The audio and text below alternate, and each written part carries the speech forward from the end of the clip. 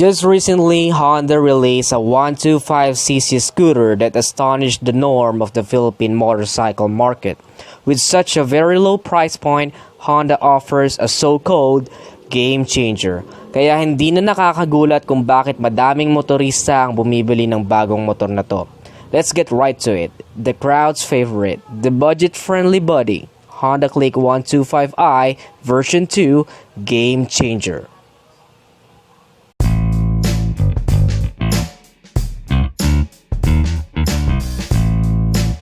Let's check the specs. Engine type 4-stroke single overhead cam, liquid cooled with enhanced smart power. Bore and stroke is 52.4 by 57.9 millimeters. Starting system is electric and decomp. Transmission type is V-belt automatic. Suspension is telescopic for the front. For the rear, it's unit swing. Brake system at the front is hydraulic disc brake. At the rear, it's mechanical leading trailing. Tire size at the rear 90 by 90 by 14, and front is 80 by 90 by 14. Wheel type is cast wheel.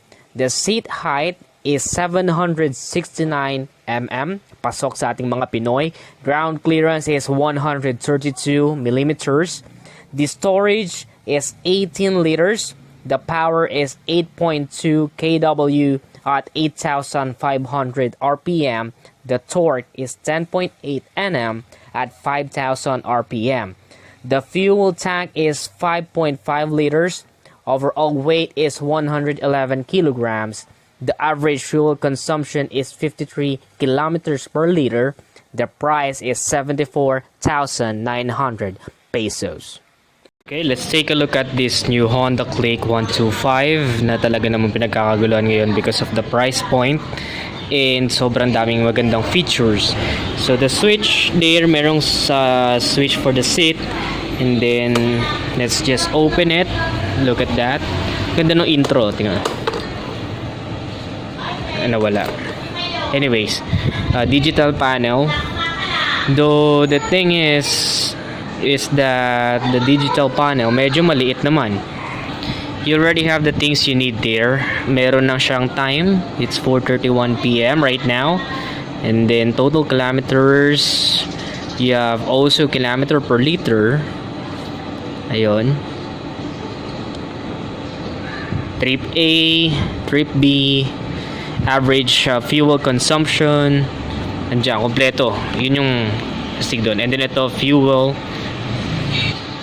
When it comes to these pockets naman, medyo siguro mababaw kasi mababaw siya. Stylish siya but medyo mababaw, so this one coins will be good. For this one, water bottle, pero medyo pa ganun siya. Hindi siya yung palalim.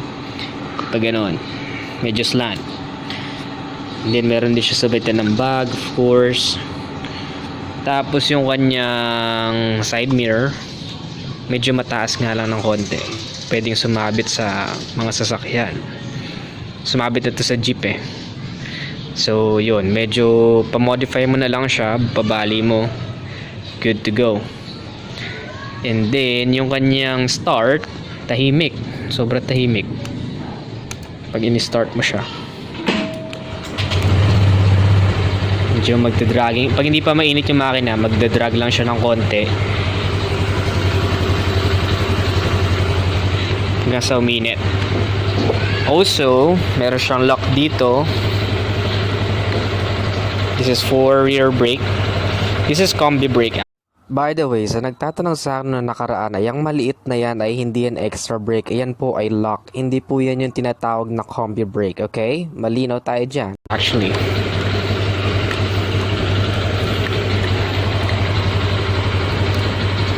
hirap naman ito yung one hand. Anyways, that's the lock. Hirapan ako eh, nag-video ko eh. Kill switch with a side stand. Very good.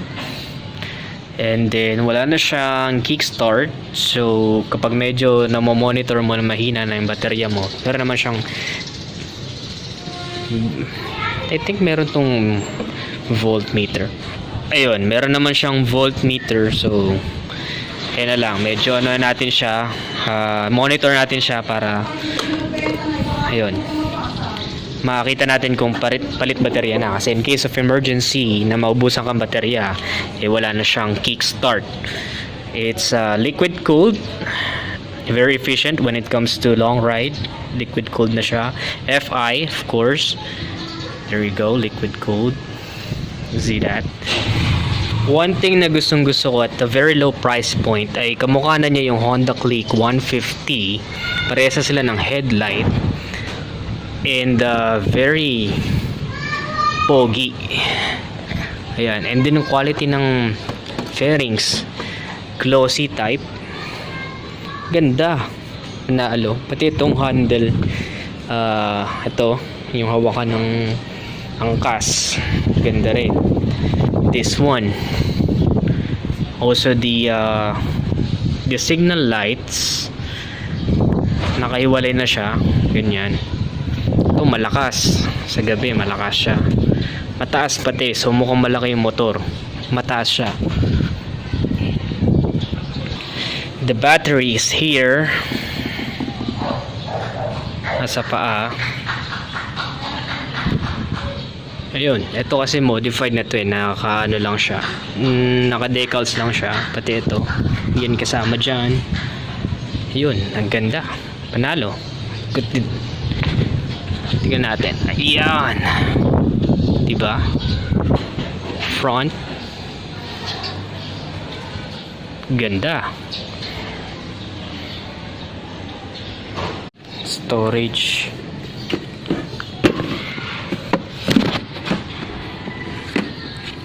Face. So, face helmet. Ito medyo kailangan mo pandiinan para mag-lock.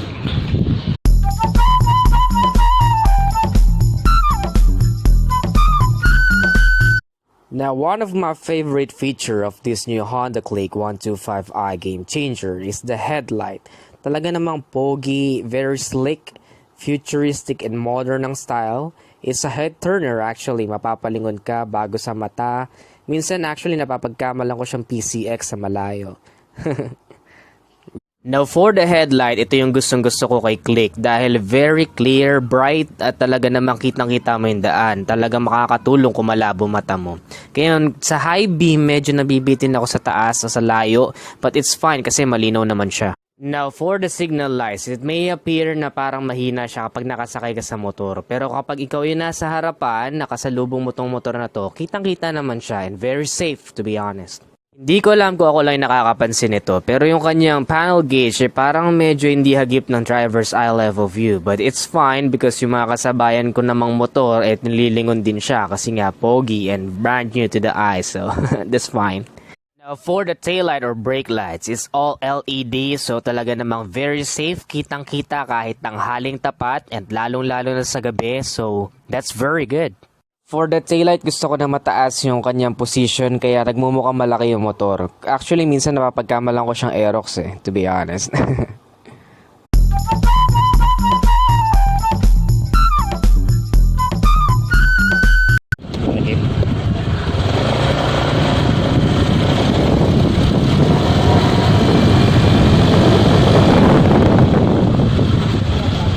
May konting skidding.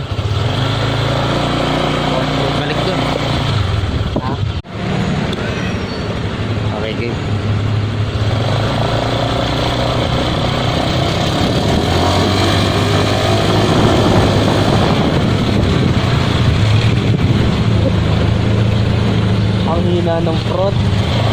Pakamali ako na ito pa. Ang ano, parang si tayo niyan ha.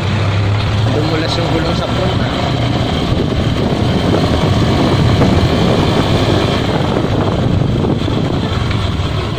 Mahina. Mahina. Last boat brake tayo, boat brake. Natin.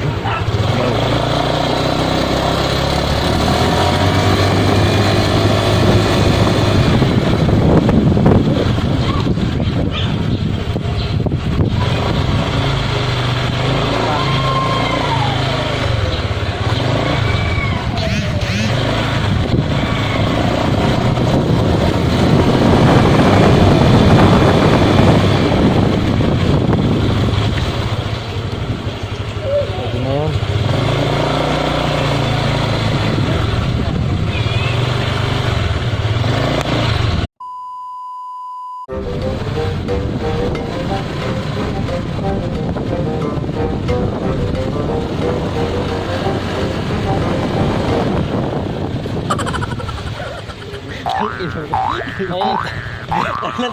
bang hanap mo sa motor? Pogi,